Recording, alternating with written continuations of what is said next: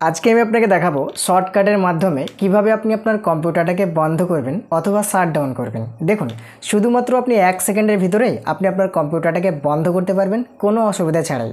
আমরা প্রথমত যেভাবে শাট ডাউন করি সেটা হচ্ছে, প্রথমে এই কোনায় চলে আসি, এখানে যে স্টার্ট আইকনটা আছে এখানে একবার ক্লিক করি। এখানে ক্লিক করার পরে এই পাওয়ার আইকনটার উপরে একবার ক্লিক করি। এখানে ক্লিক করার পরে সঙ্গে সঙ্গে 3টে অপশান চলে আসে, একটা স্লিপ, একটা শাট ডাউন আর একটা রেস্টার্ট। তো আমরা যে অপশানটায় ক্লিক করি সেটা হচ্ছে কম্পিউটার বন্ধ করার জন্য এই শাট ডাউন অপশনটার উপরে একবার ক্লিক করে দিলেই সঙ্গে সঙ্গে সেই কম্পিউটারটা অফ হয়ে যায়, বন্ধ হয়ে যায়, তাই না? তো আজকে আমি আপনাদেরকে দেখাবো আমি কিভাবে শাট ডাউন করি শর্টকাটের মাধ্যমে। তো আপনিও এইভাবে শর্টকাটের মাধ্যমে 1 সেকেন্ডের ভিতরে শাট ডাউন দিতে পারবেন অথবা আপনি আপনার কম্পিউটারটাকে বন্ধ করতে পারবেন। তো সেটা কিভাবে দেখে নিন। দেখুন, আমার স্ক্রিনটা আপনি ভালোভাবে দেখতে পাচ্ছেন, আমার কম্পিউটার স্ক্রিনটা। যদি আপনি শর্টকাটের মাধ্যমে আপনি আপনার কম্পিউটারটাকে বন্ধ করতে চান, আপনি আপনার কম্পিউটারটাকে শাট ডাউন দিতে চান, তাহলে আপনাকে আপনার কিবোর্ডে চলে আসতে হবে।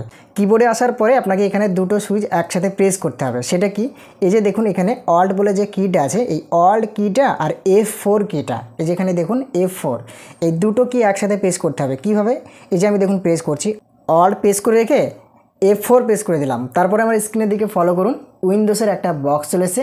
এবার যদি আপনি কিবোর্ড থেকে এন্টার প্রেস করে দেন তাহলে অটোমেটিকভাবে কম্পিউটারটা শাট ডাউন হয়ে যাবে। দেখুন, আমি এখান থেকে কিবোর্ড থেকে এন্টার প্রেস করে দিলাম, সঙ্গে সঙ্গে আমার কম্পিউটারটা শাট ডাউন হয়ে গেল, মানে বন্ধ হয়ে গেল।